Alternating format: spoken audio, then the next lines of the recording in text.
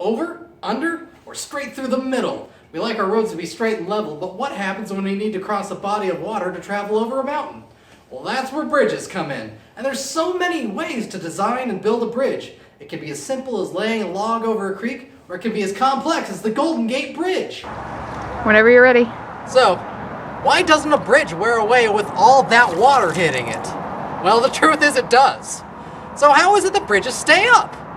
Well, it's maintenance and prevention. All that water is constantly eroding and corroding these bridge piers. However, bridges are built so that the force of the water pushing on the bridge is less than the weight of the bridge itself. And it's less than the strength of the bridge's connection to the ground. Like this stick in the mud grips to the ground better than I can. So, how exactly do bridges keep themselves up out of the water against the force of the water? Well, it's with piers. They're these things.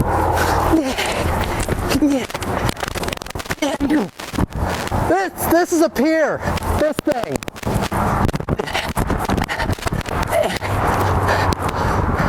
That's how. So let's take a look at the way bridges fail and what we can do to prevent it. Corrosion. Corrosion is when the metal used to build a bridge breaks down physically and chemically. The most common type of corrosion on bridges is rust. Ooh, yeah, that's some nice rust right there. So steel bridges are made of alloys, meaning they have a mix of metals, minerals, and ores in them. One of the main ingredients in steel is iron. Iron ore in its natural state is very similar to rust. If you see red rocks, it's probably because they're rusty. So iron naturally wants to return to its natural state. So rust requires two things: water and oxygen. Without one or the other, corrosion just can't happen. But when both are present and the steel is exposed to them at the same time, then the iron in steel electrochemically changes to rust, which takes up approximately 6 times as much space as the original material. This is called oxidation.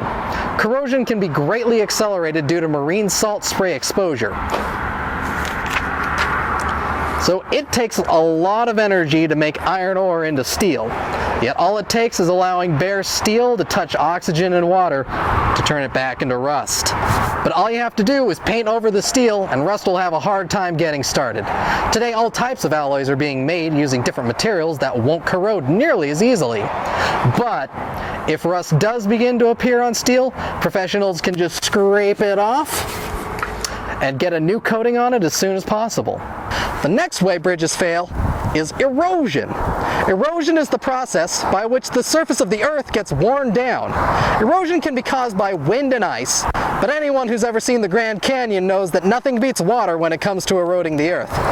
The key to erosion is something called fluid flow. Water, air, and even ice are fluids because they flow from one place to another due to the force of gravity. Water is the most common erosion agent because, well, there's just so much of it around. Now, one of the main problems of erosion is it can damage bridges by undercutting embankments and piers. But the most common type of erosion is scouring. So what is scouring?